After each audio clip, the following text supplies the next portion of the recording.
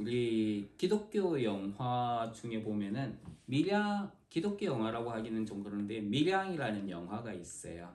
거기에는 하나님의 용서에 대한 이야기를 담고 있습니다. 어떤 사람이 자기 아이가 납치당해가지고 죽임을 당하게 됩니다.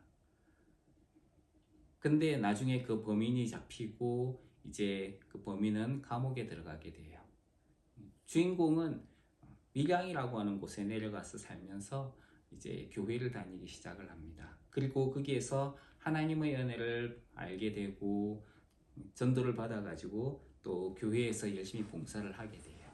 그러다가 이제 용서라고 하는 부분에 있어가지고 걸리는 것이 있어서 그 자기 아이를 죽인 범인을 찾아가서 이제 그를 용서해 줘야겠다는 생각을 가지게 됩니다. 그런데 그가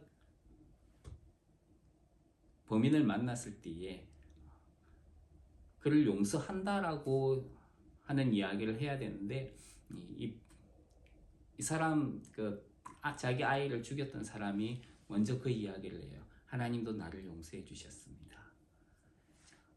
물론 그 말이 잘못된 건 아니에요. 하나님께서 우리를 용서해 주셨습니다. 그런데 피해자였던 이 어머니는 가슴속에 한 가지 의문을 가지게 됩니다. 내가 용서를 하지 않았는데 하나님이 왜 용서를 먼저 하셨는가?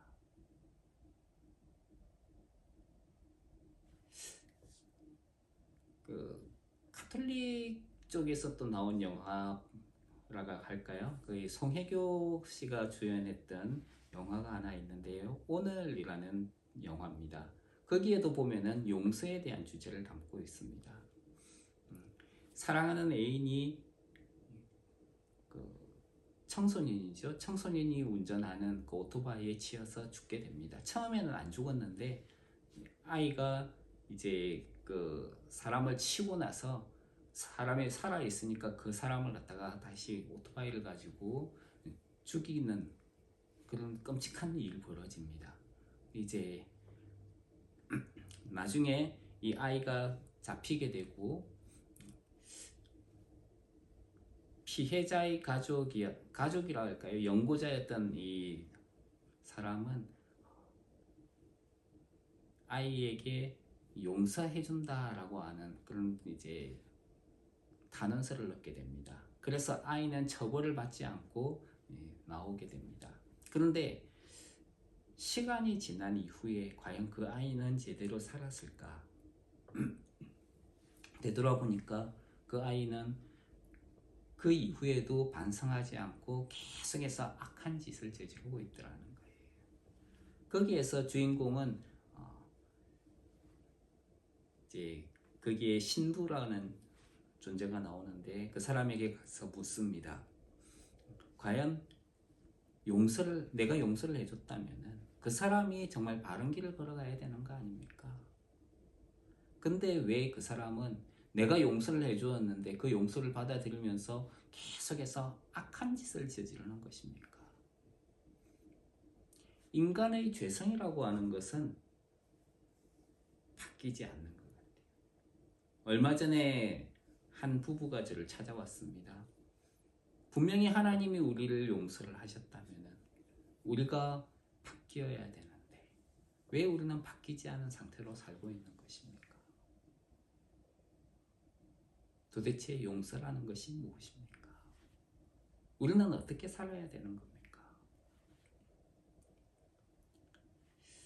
오늘 성경 말씀에 보면은 창세기 3장 21절로 24절에는 하나님 앞에 죄를 범한 두 사람의 이야기가 나옵니다.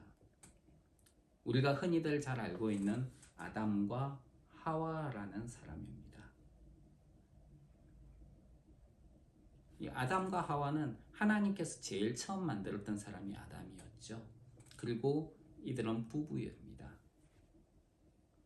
하나님께서 만드신 에덴에서 정말 행복하고 그 모든 필요한 것들을 풍족히 체험을 받으면서 살았습니다. 영적인 필요, 하나님이 함께 하시기 때문에 영적인 모든 필요를 다 체험받았어요. 육적인 필요 다 체험받았습니다. 하나님이 만든 에덴에서 하나님의 일을 하고 있으니까 하나님이 필요한 걸 다 주셨거든요. 먹을 거, 마실 거 다 주셨습니다. 그래서 그들은 그곳에서 정말 행복하게 살았습니다. 그래서 러시아 성경에 보면은 그 에덴 동산을 낙원이라고 표현을 해놨어요.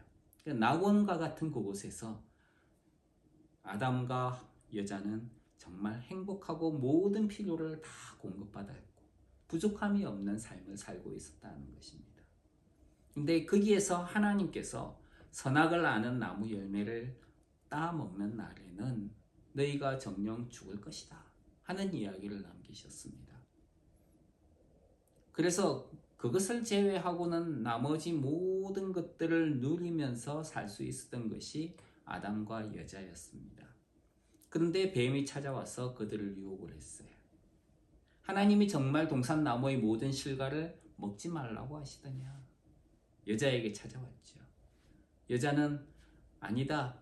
우리가 다 먹을 수는 있지만 동산 중앙에 있는 나무 열매는 먹지 말라고 하셨다. 뱀이 이야기를 합니다. 너희가 그것을 먹는 날에는 하나님처럼 될 줄을 하나님이 이미 알고 계시다. 그렇기 때문에 너희들은 먹지 말라고 하신 것이다. 사실 뱀의 이야기에는 너희가 하나님과 같이 된다라는 아주 교묘한 유혹이 담겨져 있습니다. 하나님처럼 될 수 있다. 오늘날 많은 종교들이 그런 이야기를 합니다. 우리 종교를 통해서 하나님처럼 될 수 있습니다. 하나님이 됩니다. 뉴에이지, 힌두교 다 묵상이라든지 그리고 묵념이라든지 이런 것들을 통해 가지고 신의 경지에 오를 수 있다라고 가르칩니다. 신이 될 수 있다는 거예요. 그게 태초의 뱀이 사람들에게 했던 유혹입니다. 너희가 하나님처럼 될 수 있다. 그리고 태초의 뱀은 하나님에 대해서 의심하게 만들었습니다. 내가 아는 하나님은 모든 것을 다 먹게 허락을 하셨는데 너희들은 이것을 먹지 말라고 하셨다고? 내가 아는 하나님은 그런 분이 아닌데? 하나님에 대해서 의심하게 만든 것이죠. 그래서 여자는 그 뱀의 유혹을 받아가지고 그 나무 열매를 바라보게 됩니다. 그것을 바라보니까 보암직도 하고 먹음직도 하고 지혜롭게 할 만큼 탐스럽기도 했다. 이렇게 이야기를 합니다. 보암직도 하고 안목의 정욕이죠. 먹음직도 하고 육신의 정욕입니다. 지혜롭게 할 만큼 탐스럽기도 했다. 이생의 자랑이에요. 그래서 사단의 유혹은 우리에게 세 가지 형태로 등장하게 됩니다. 일반적으로 안목의 정욕, 육신의 정욕, 이생의 자랑. 보암직도 하고 먹음직도 하고 그리고 지혜롭게 할 만큼 무엇인가 나에게 유익이 될 만큼 이롭게 해줄 수 있을 것이다. 그래서 그 여자가 그 나무 열매를 따먹습니다. 그리고 그것을 자기와 함께한 남편에게도 주어서 먹게 하지요. 죄는 혼자만 짓고 끝나는 것이 아니라 다른 사람들에게도 전염을 시킨다는 것을 알 수 있습니다. 아담은 자기 아내가 주는 그 열매를 먹게 됩니다. 하나님께서 먹지 말라고 했던 그 나무 열매를 아담은 먹게 돼요. 자, 여자는 유혹을 받아서 그것을 따먹었습니다. 그런데 아담은 그것이 하나님께서 먹지 말라고 하신 것이다 하는 것을 알면서 고의적으로 그것을 먹게 됩니다. 그래서 아담의 범죄는 고의적인 범죄입니다. 여자의 경우에는 유혹을 받아서 죄를 범한 거예요. 그래서 여자가 죄를 범하기는 먼저 범했습니다. 하지만은 책임은 아담에게 있어요. 왜냐하면 아담이 하나님으로부터 그 명령을 받았고 아담이 고의적으로 알면서 고의적으로 죄를 범했기 때문에 죄의 책임은 아담에게 있는 거예요. 뿐만 아니라 아담 안에서 모든 사람들은 그 죄에 동참하게 됩니다. 우리 역대상 1장 1절에 보면 이런 말씀이 있습니다. 1장 1절에 아담, 셋, 에노스. 에노스라고 하는 말은 인류라는 말이에요. 근데 셋이라고 하는 것은 물론 아담의 아들 이름이 셋이지만은 그리고 셋의 아들 이름이 에노스예요. 자, 그런데 셋이라고 하는 이름의 뜻에는 대신하다라는 뜻이 있어요. 대신하다, 대체하다. 하나님이 가인이 죽인 아벨 대신에 이 아들을 주셨다. 그래서 셋이라고 이야기를 합니다. 자, 그러니까 대신하다라는 말이 셋이라는 말이겠죠. 그럼 아담, 셋, 에노스라고 하는 말을 풀이를 하면은 아담은 모든 인류를 대신한다, 대표한다. 모든 인류는 아담 안에서 죄를 범하게 됩니다. 그래서 아담과 같은 죄를 짓지 않은 모든 자들에게 죄가 왕노를 타게 되고 하나님께 불순종하는 일을 벌이게 되는 것이지요. 그래서 아담과 함께 모든 인류는 범죄하게 됩니다. 아담이 죄를 범했는데 왜 내가 그 죄값을 받아야 됩니까? 왜냐하면 아담이 인류의 대표로서 행동했기 때문에요. 우리 운동회 같은 거 하잖아요. 천군과 백군 이렇게 나눠 가지고 운동회를 합니다. 자, 청팀이 주장이 한 명이 나가서 100팀의 사람과 싸웠어요. 그런데 청팀이 이겼습니다. 그러면은 청팀 주장만 한 사람만 이긴 것인데 청팀 전체가 즐거워해요. 왜냐하면은 거기에 함께 했기 때문에, 자기 팀이기 때문에 그래요. 마찬가지로 사람들은 이 아담 안에 속해 있었습니다.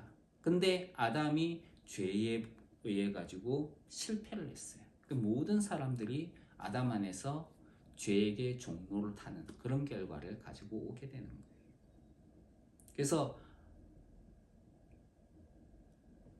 아담은 우리의 대표로서 행동을 했고 결국에는 그것 때문에 모든 인류는 죽음이라고 하는 것에 죽음을 향해서 나아가게 됩니다. 하나님께서 아담을 찾아오십니다. 죄를 범한 아담을 찾아오세요. 아담아, 네가 어디 있느냐? 그때에 선악을 아는 나무 열매를 먹은 인간들은 두려워해서 숨어 있었습니다. 무화과 나무를 가지고 무화과 나무 잎으로 자기들의 수치를 가리게 됩니다. 자기네들이 그것을 먹고 나니까 벌거벗었다는 것을 알았거든요. 죄는 사람들을 부끄러움에 노출시킵니다. 부끄럽게 해요. 죄의 영향력 가운데 하나는 사람들을 부끄러움에 노출시킨다는 거예요. 벌거벗었으므로 두려워하여 숨었습니다. 또 죄의 영향력 가운데 하나는 사람들을 두려워하게 만든다는 것입니다. 사람들을 수치스럽게 하고 그리고 두려워하게 한다. 그래서 숨었습니다. 하나님을 벗어나서 숨게 한다는 거예요. 그리고 무화과 나무 잎을 만들어서 자기들의 수치를 가렸다 그랬어요. 자기 행위와 의지와 노력을 가지고 자기는 죄를 범하지 않은 사람인 것처럼 그렇게 자기를 숨기는 거예요. 그게 죄의 특징입니다. 죄를 가지고 있는 사람의 특징이에요. 하나님이 찾아와서 묻습니다. 아담아, 네가 어디 있느냐? 내가 동산에 거니시는 하나님의 음성을 듣고 내가 두려워하여 숨었습니다. 누가 너희 벗었음을 너에게 고하였느냐? 하나님은 정확하게 그 질문을 본질을 아시고 질문을 하십니다. 누가 너희 벗었음을 너에게 고하였느냐? 스스로 알게 되었죠. 어떻게? 하나님이 먹지 말라고 했던 그 열매를 따먹으니까 스스로 알게 된 거예요. 누구야? 너 벌거벗었어? 너 잘못된 거야? 허물이 있는 거야? 이렇게 이야기하지 않았습니다. 스스로 알게 된 거예요. 그게 선악을 아는 나무 열매를 따먹은 결과입니다. 내가 하나님의 음성을 듣고 두려워하여 숨었습니다. 누가 너희 벗었음을 내게 구하였느냐? 아담이 대답을 합니다. 하나님이 주셔서 나와 함께하게 하신 여자, 그가 나에게 주었기 때문에 먹었습니다. 누구의 잘못이에요? 여자의 잘못이에요. 근데 그 여자는 누가 줬어요? 하나님이 주었어요. 그러니까 자기가 그것을 먹은 것은 누구 잘못입니까? 하나님 잘못이라는 거예요. 죄는 다른 사람들을 핑계하게 합니다. 변명하게 해요. 죄가 있으면 그것에 대해서 정직하게 시인을 하지 않고 핑계와 변명을 되게 만듭니다. 결국 그것 때문에 하나님과 사람과의 관계가 깨어지게 됩니다. 그리고 아담과 자기 아내 여자와의 관계도 깨어지게 됩니다. 여자는 어땠습니까? 자기가 사랑하는 남편에게 자기가 먹은 과일을 주었을 뿐이에요. 처음에 아담이 자신을 보았을 때 어떻게 반응을 했습니까? 이는 내 뼈 중의 뼈요 살 중의 살이라. 이를 남자에게서 취하였은즉 여자라 칭하리라. 그것도 노래를 부르면서 아담은 여자를 환영하고 좋아하며 맞이를 해주었습니다. 그런 아담이 죄를 범하니까 순식간에 돌변해가지고 자기에게 대해가지고 난 너 모른다 하는 식으로 여자를 배척을 해버립니다. 여자하고 관계를 담을 쌓아버리는 거예요. 이게 죄의 결과예요. 결국 여자와 남자 사이의 관계도 단절됩니다. 여자의 입장에서는 세상에 있는 모든 사람이 자기를 버리게 됩니다. 아담하고 자기밖에 없으니까 모든 사람이 자기를 버렸겠죠. 누구에게 가서 하소연할 수도 없습니다. 오늘날 같으면 친정어머니한테도 갈 텐데 친정엄마도 없어요. 이 세상엔 자기 혼자밖에 없습니다. 남편으로부터 버림받은 배신감, 버림받음, 이것이 여자에게는 쌓이게 됩니다. 그래서 죄의 결과는 사람들을 홀로 있게 만들고 배신감과 버림받음을 이라는 그런 마음의 상처를 가지고 오게 만듭니다. 하나님이 여자에게 묻습니다. 어떻게 해서 그렇게 됐느냐? 뱀이 나를 유혹함으로 내가 먹었습니다. 하나님께서 뱀에게 이야기를 하시죠. 내가 너로 이 여자와 원수가 되게 하고 너의 후손도 여자의 후손과 원수가 되게 하리니. 여자의 후손은 내 머리를 상하게 할 것이고 너는 그의 발꿈치를 상하게 할 것이니라. 여자의 후손이 와서 너를 끝끝내 멸하게 될 것이다. 하나님께서 그렇게 심판을 하십니다.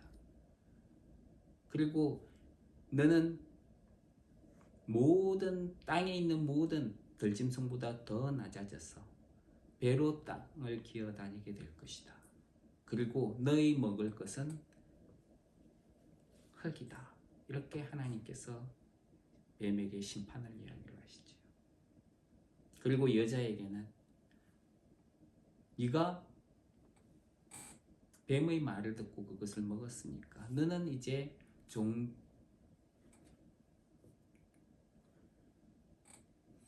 잉태하는 고통을 받게 될 것이다. 그래서 수고하고 자식을 낳을 것이고 아이를 낳을 때에 큰 고통을 당하게 될 것이다.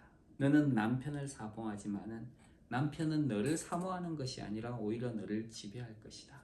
이렇게 이야기를 합니다. 그리고 아담에게는 네가 내가 먹지 말라고 했던 그 나무의 열매를 먹었으니까 아내의 말을 듣고 그렇게 했으니까 땅은 너로 인하여 저주를 받을 것이다. 땅이 너에게 이제는 땅은 저주를 받고 너는 쉰토록 수고를 해야 먹을 것을 얻게 될 것이다. 에덴에서는 그냥 주어졌지만은 이제부터는 그렇지 않다. 네가 노력을 해야 먹을 수 있는 것이다. 땅은 너에게 엉겅퀴와 가시덤불을 낼 것이다. 너희 먹을 것은 밭의 채소다. 이렇게 하나님이 이야기를 합니다. 그리고 네가 흙으로부터 취함을 받았기 때문에 결국에는 흙으로 돌아가게 될 것이다. 이렇게 하나님께서 심판을 선포를 하시지요. 그 이야기를 듣고 있던 아담이 자기 아내를 하와라는 이름을 줍니다. 너는 모든 살아있는 자의 어머니가 될 것이다.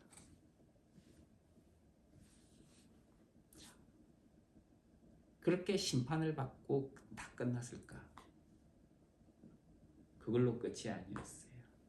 하나님께서는 이 모든 일들이 진행되고 나서 한 가지 이야기를 하십니다. 이건 회복에 대한 이야기. 죄는 모든 하나님과 사람, 그리고 사람과 사람, 그리고 사람과 자연계를 모두 다 깨트려 버렸습니다. 죄 때문에 자연계는 하나님이 만드신 아름다운 세상은 다 파괴가 되었어요. 그걸로 다 끝이냐? 하나님은 그렇지 않았어요. 하나님은 회복을 이야기를 하십니다. 네가 비록 나에게 죄를 범해서 너는 당장 죽어야 되지만 하나님의 용서를 보게 됩니다. 그것이 무엇일까요? 그것이 21절에 있는 이야기입니다. 여호와 하나님이 아담과 그 아내를 위하여 무엇을 지으셨다고요? 가죽 옷을 지었다는 거예요. 가죽 옷을 어떻게 만드는 걸까요? 가죽 옷이라고 하는 것은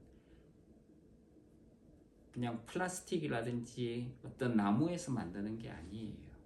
가죽은 짐승을 죽여야만 얻을 수 있는 옷입니다. 짐승의 껍데기예요. 그걸 가죽이라고 이야기를 하죠. 아담과 그 아내를 위해서 가죽 옷을 만드셨다는 이야기는 짐승을 죽이셨다는 겁니다. 하나님이 생명으로 가득한 그 땅에, 그 에덴 동산에 하나님이 짐승을 죽이셨다는 거예요. 그 짐승이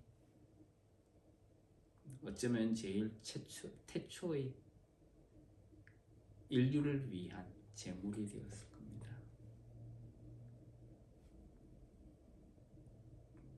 생명으로 가득한 그 땅이 짐승이 죽임당할 때에 그 짐승의 울음소리가 어쩌면 퍼졌을 수도 있을 거예요. 많은 생물들이 쳐다보는 앞에서 그 짐승은 죽임을 당했을 겁니다. 처참하게. 그것도 하나님의 진노로 인해 가지고 사람이 죽어야 되는데 사람을 위해 가지고 오히려 짐승을 잡아 죽인 거예요. 그리고 그걸 가지고 옷을 지어서 입히게 됩니다.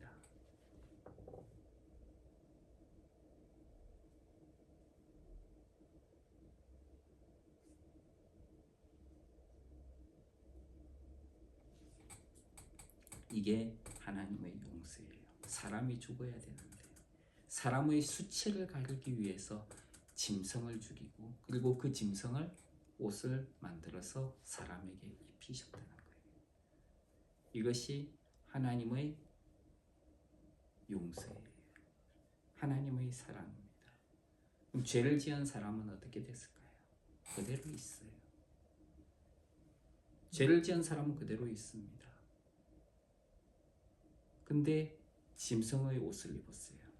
그전에는 무화과 나무 잎으로 자기 아담의 개인적인 열심과 노력으로 만들었던 그 무화과 나무 잎 그것이었는데 그것을 벗기시고 그리고 그것 대신에 가죽 옷을 지어 입히시는 거예요.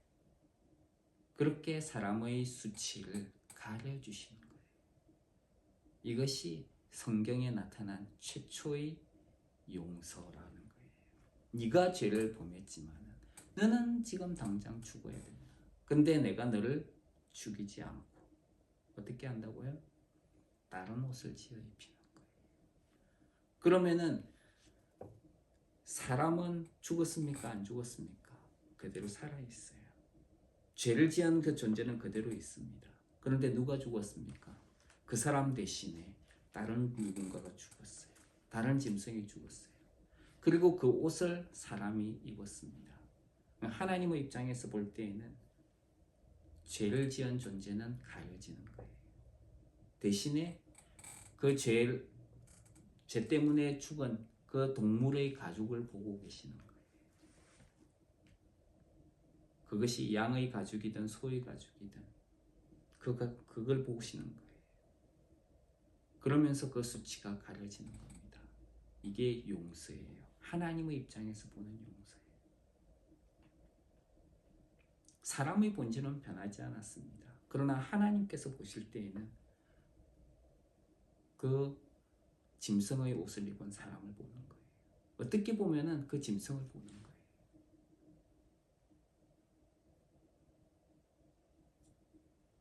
이게 무엇을 의미하는 걸까? 우리는 이것이 무엇을 의미하는지 잘 알 수 있습니다. 죄를 지은 우리가 죽어야 하지만 우리를 대신해서 십자가에 못 박혀 죽으신 예수님. 이 짐승이 그 예수님을 예표하는 거예요. 예수님이 십자가에 못 박혀 죽으심으로 우리가 죽어야 될 그 자리에 예수님이 대신 못 박혀 죽으신 거예요. 그리고 우리가 예수님을 믿는다면은 우리가 바로 그 예수님의 가죽 옷을 입게 되는 거예요. 짐승의 옷을 입듯이 우리는 예수님의 옷을 입는 거예요. 우리가 예수님을 믿을 때에 예수님을 입게 되는 거예요. 그러니까 여러분들은 누구를 옷 입고 있습니까? 여러분들 예수님 믿죠? 여러분은 누구를 옷 입고 있습니까? 예수 그리스도로 옷 입고 있는 거예요.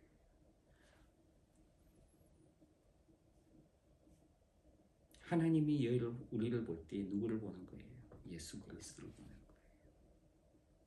그래서 히브리서 성경에는 동물과 짐승의 피로서 그 죄가 없어지지 않는다.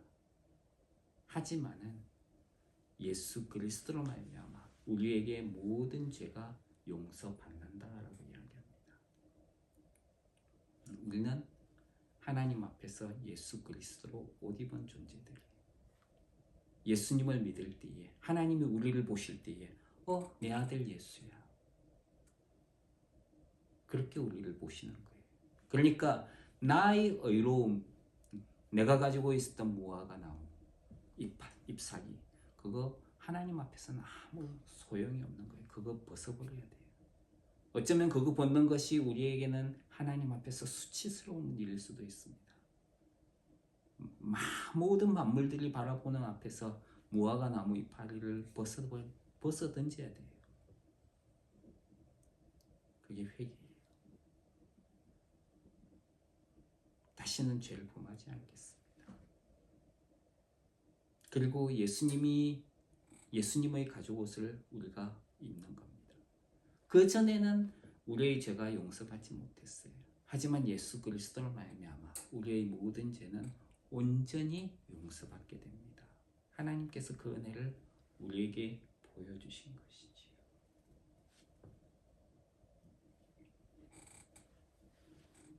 이것이 하나님의 용서예요. 물론 죄의 결과는 인간이 그대로 받습니다.